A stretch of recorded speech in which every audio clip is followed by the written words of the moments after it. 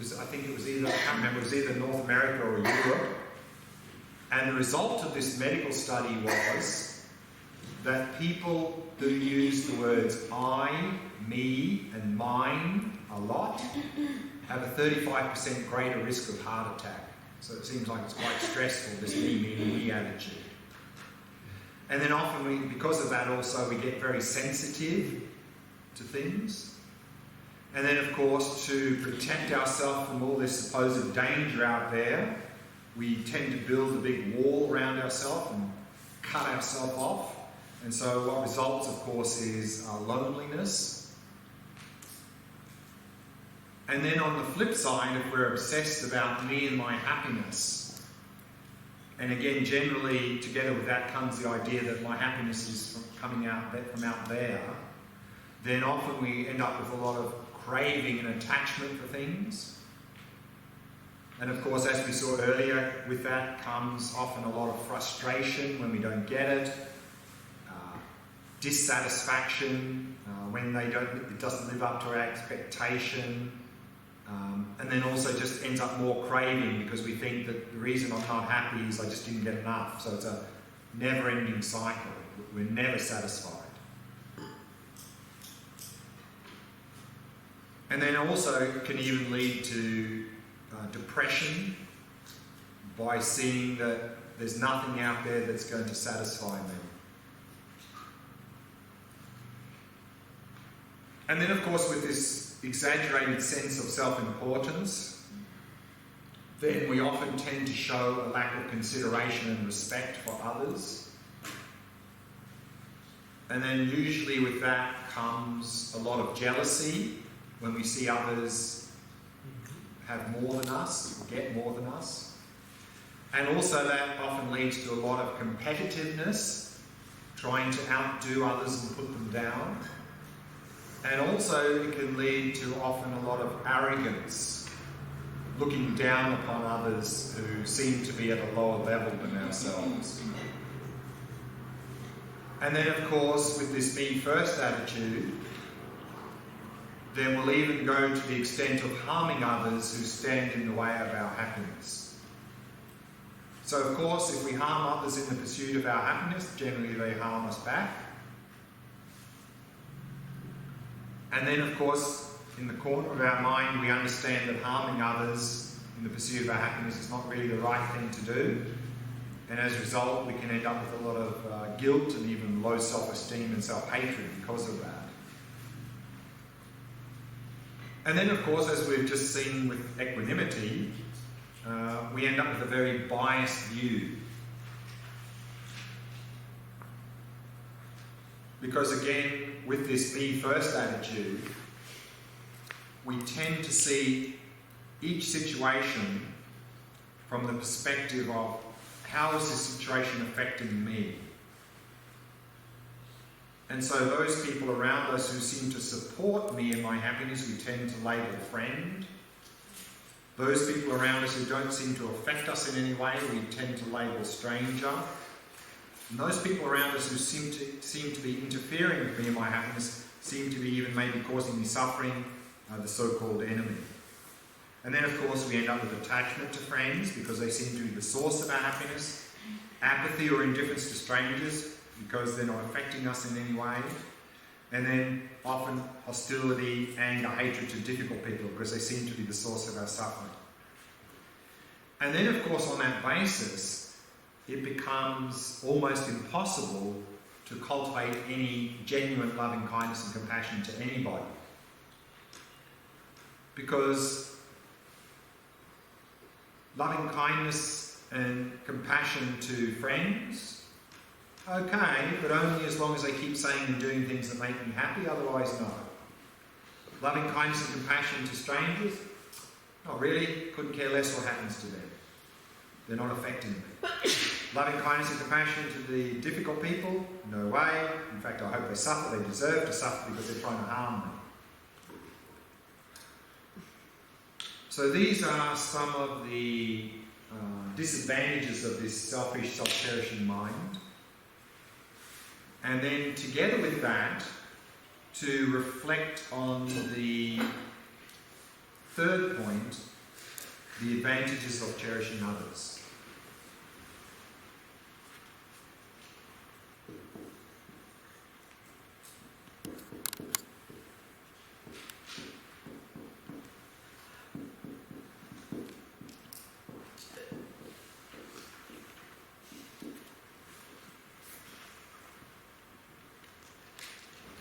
Which is more or less the flip side of the disadvantages of self-cherishing.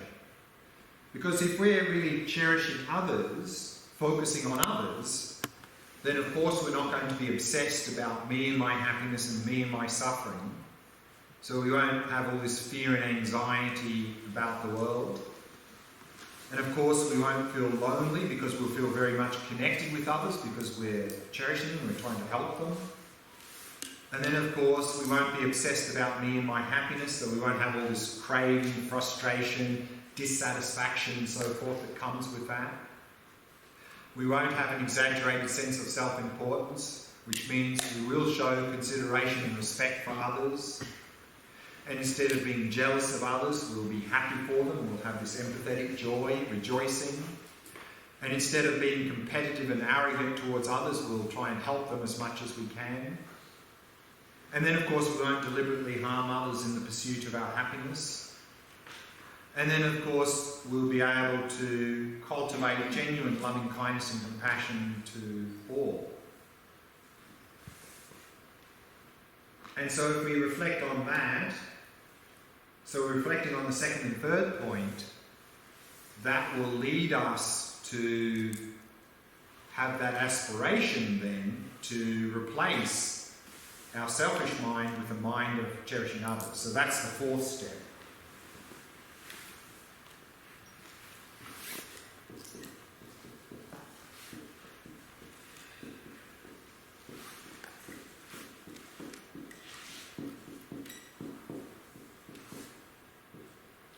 Is exchanging self with others.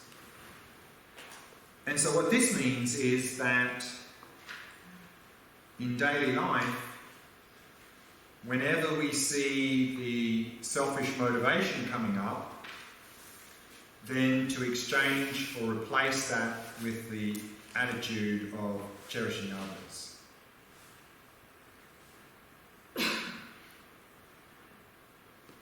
Actually, before I continue with that, just back up one to the third point.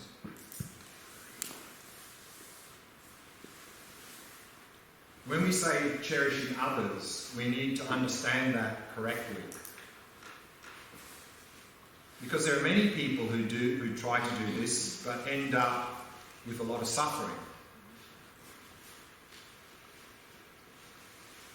Because people take advantage of them. For example, I've got one real-life example. Some years ago, when I was teaching in India, there was one of the students was a Danish school teacher, primary school teacher. And he heard this idea about cherishing others, and he thought it was a fantastic idea. And so when he went back to Denmark, he really tried to cherish his primary school children. But what happened was the children started misbehaving and going wild in the class. And then he really had a problem because he felt that cherishing them was the right thing to do, but the result was a mess. But then slowly he understood that cherishing others is not so much about sitting there smiling and saying nice things, because the children saw that and then they started misbehaving. Of course, cherishing others means to help others. So if others are misbehaving, to correct that behaviour. So when we talk about cherishing others, of course, we need to always apply wisdom. Otherwise, and probably many of us have experienced this many times in our life, we try to help someone and they take advantage of us. And what often happens is, if that continues to happen, often people come to this conclusion that cherishing others doesn't work because I'm just suffering. Cherishing others always works. What's not working is a lack of wisdom.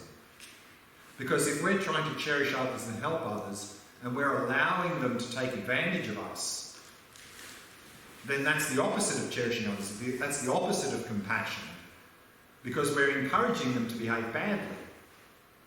So therefore, if we're trying to help others and they're trying to take advantage of us, to not allow that. That is cherishing others. But of course, not attacking the person, that's cognitive fusion. But be very firm about that and say, I will not tolerate that behaviour, that's unacceptable. That's cherishing others.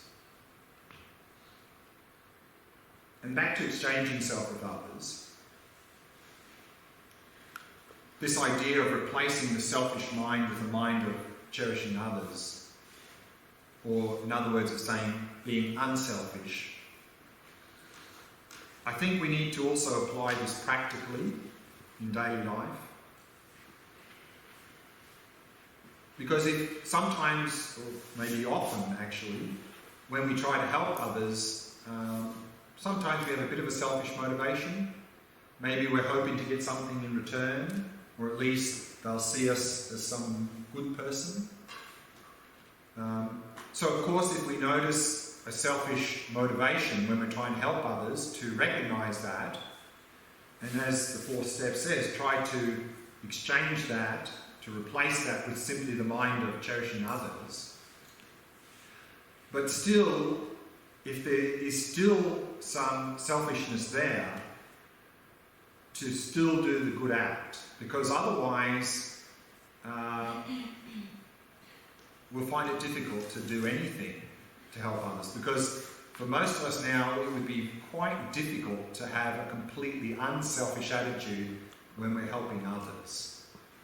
So in a practical way, of course, try to reduce that as much as possible, but still, if we're trying to do something good for others, still do the good action, even if there is some residual selfishness there. And then you'll find over time that will get less and less and less, and you'll find the joy that you get from simply helping others will far outweigh any joy of hoping to get something in return. And then the last step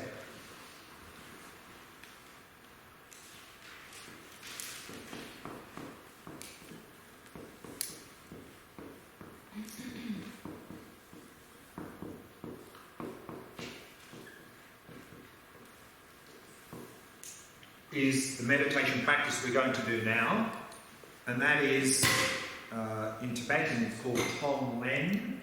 Literally means giving and taking.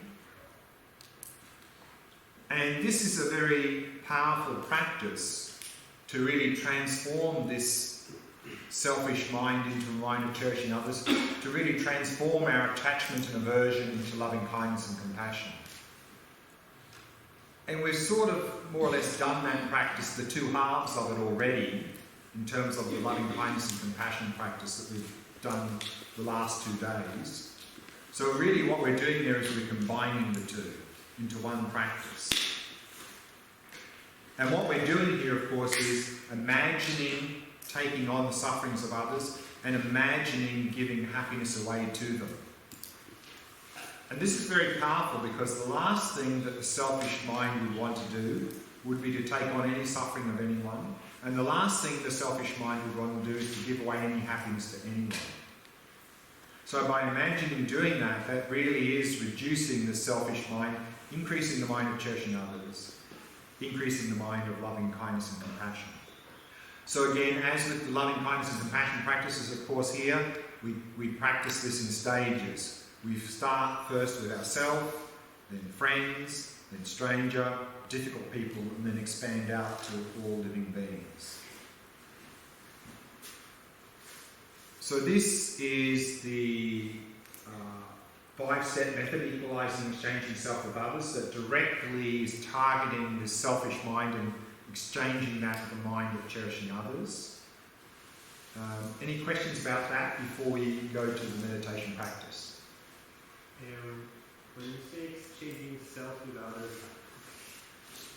how do I negate? Like if I have a selfish will or motivation to do an action, how do I negate it or make it into a...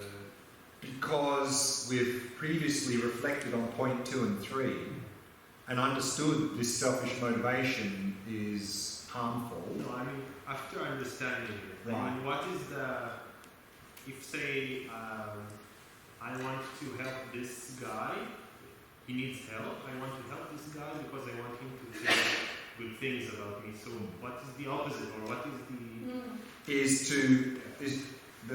is to put your perspective there instead of here. Because as long as the perspective is here, what can I get? And really shift the perspective and see that person from that perspective. And just help that person because he needs help, he or she needs help. Okay. Yeah. So a shifting of perspective.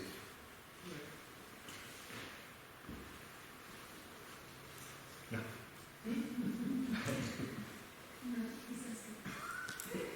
The Dalai Lama said if you have to be selfish, be wisely selfish. Is Correct. that okay? So sometimes the Dalai Lama says that. He says, because he understands that we tend to be quite selfish in the modern world, and to be completely unselfish for us is quite difficult. So he says, okay, if you have to be selfish, at least be selfish in a smart way. Now we're selfish in a dumb way, meaning we harm others who stand in the way of our happiness. That's dumb selfishness, because they just harm us back. Smart selfishness is a little bit understanding that, well, my happiness is a little bit dependent on the people around me, so if I help them, they're more likely to help me. So already, that's an improvement on before. And actually then, that's a little bit easier to start with. So if we're completely selfish now, the next step is to because if we're really completely selfish, we won't do anything for anyone. No way. The next step would be, I'm going to do something, and I'm going to get something out of it. So okay, I'll do that. Because the selfish mind, or another word we could use is the ego. Of course, if we have a selfish ego, and we're trying to do something completely unselfish, it's going to go, what are you doing? What am I getting out of this? No, I'm not doing that. No way. No way. So there's going to be a lot of resistance. Whereas, if you're going to do something, and then you tell the ego, well, we're going to get something in return, the ego says, okay. This time you can help, just because we're going to get something out of it. So that's a way of starting to help people. And then, of course, as step 4 is saying, is that every time you do that, try to reduce a little bit the selfish attitude. And then you'll find over time that the joy of just helping people for their sake will be much more than the joy of hoping to get something in return. So that is a sort of a practical way of exchanging self with others. Because if we really, from the very beginning, demand that to be completely unselfish, it's going to be very difficult to do anything good, because there will be that tendency to be a bit selfish. But again, just reduce as much as possible and still do the good action. Still do the good action. Keep doing that. And we can, over time, slowly reduce that element. And again, in a practical sense, to really keep shifting the focus to that person, rather than what am I doing for them, what do they need? And let go of the me part of it. What do they need? What do they need? And that's going to be helpful. Not what can I do for them. Sometimes I do things for others, and at least sometimes, because I feel like I have to. You have to. Yeah. Because... For some reason. Maybe because then they will like me more. Yeah, maybe. Yeah. Society expects, or Yeah, sure. I think to do. Sure. Sure. And then I feel like it turns sour, like it comes with a grudge. It's what? You're sort of doing grudgingly, you're doing it. I might do it even not consciously. And then Sure. I think it's what I'm asking is how to set like the boundary where to set the point where I say I can't do it anymore, and the other way is perhaps I can do it, but Yeah, so Where to start taking to making where it's not healthy, where it's not an act of loving kindness towards myself. I mean, of course, the baseline, of course, is we need to understand being selfish is if we think being selfish is a good thing, of course, we'll keep being selfish. Right? So that's why these step 2 and 3 is very important. If we appreciate that being selfish is quite harmful for us and others, and the opposite is the best, so that's the starting point. But then I think we need to really, apply the wisdom factor in here. Because if we don't apply the wisdom, then it's going to be very difficult. And that's a lot we're going to look at in the Vipashyana part of the retreat, and particularly this sort of self-grasping mind, this grasping onto a me. So what you're going to find is that as long as that's strong, then of course there's always going to be resistance there. Because this selfish mind is coming from that.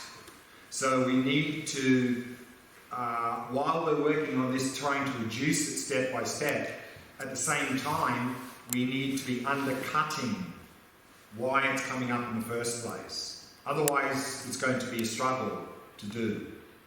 Because I have noticed that when I help complete strangers or people I know not as well, I take much delight in it. It's nice. It feels really nice. And if you're helping friends, you're doing it because they expect you to. I do it not all the time, but more, yeah. And I think, oh no. And you might think, not what it's going to cost me, or I don't know. Yeah, it's harder. Yeah, of course. And again, to not only work on this, but to cut what is driving the whole thing, which is what we're going to look at in the second half of this retreat. Because as long as we have this false sense of an independent me, then this sort of stuff, anger, attachment, selfishness, that will naturally come out of that. So we need to really start to address that. Otherwise, it's always going to be challenging to only sort of do this compassion stuff. Of course we need to try and do it, but for it to be really effective, we need the wisdom part together. And we'll be looking at that a lot in the second half of the retreat. I think that we need to have a healthy ego for that, because people do stuff for others to please them, and this is under the surface self-thing cherishment that they do everything to please, and when they don't, and it's drain them to please others, to get some ensure that you're okay, or you understand what I mean? And of course, it's draining because we're looking for happiness in other people. Yes, that's why I'm saying we need a healthy ego to understand that if you do it with a whole heart to help them, but they don't know it. They do it to help them, but they don't know they expect something. So then this is wisdom. Yes. I think that the self-correction it will not work. It will not work. It will not work if you need to help to people with how you say, with wisdom and with ethic. But what happens if you need to help to people that not play correct? The question is, they are not decent. well then They are not decent. They are bad people. They are everything. All the bad. well, if We need to help them. yeah, so the way to help people who are unethical is if they're breaking the law, we arrest them, we take them out of society, and we try and rehabilitate them. That's how we help them. Because if we leave them in society, they're a danger to themselves and everyone else. But of course, if we arrest them and punish them in jail, that's not going to work. I don't mean also people that are on drugs, on We try and help them. drinking. We try and help them. Take them to People rehab. like this. Take them to rehab. Try and help them. Educate them. Can we wave a magic wand and dispel everything? No. But at least we can try to help them by educating them and taking them to rehab and so forth. I mean, that's all we can do. No, I mean, what it's you say that people want to get something from there.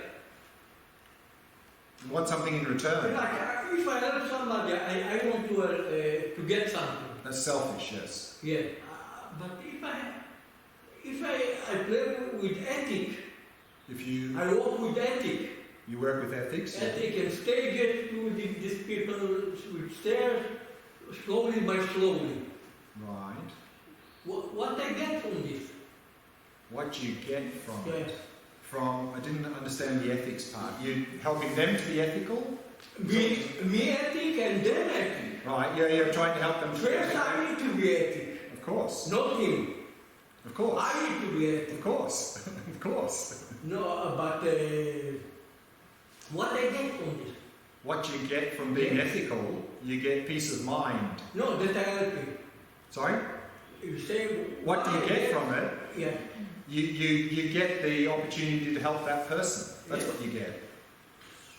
And the joy of helping people is far more than the joy of hoping to get something in return. Isn't it? מה אני עוד רוצה? מה אני רוצה? זה מה שקורה פה, בהרבה מקומות שעוזרים לאנשים בלי לבקש מהם דברים. זה טוב. אתה אומר שזה טוב? כמו, זה מה שאני אומר. כן, אז יש לך סיפוק. וגם זה סיפוק, את רואה שינוי אצל אנשים. Okay. Actually, we need to do the meditation. We're running out of time. So let's do the Tonglen practice now.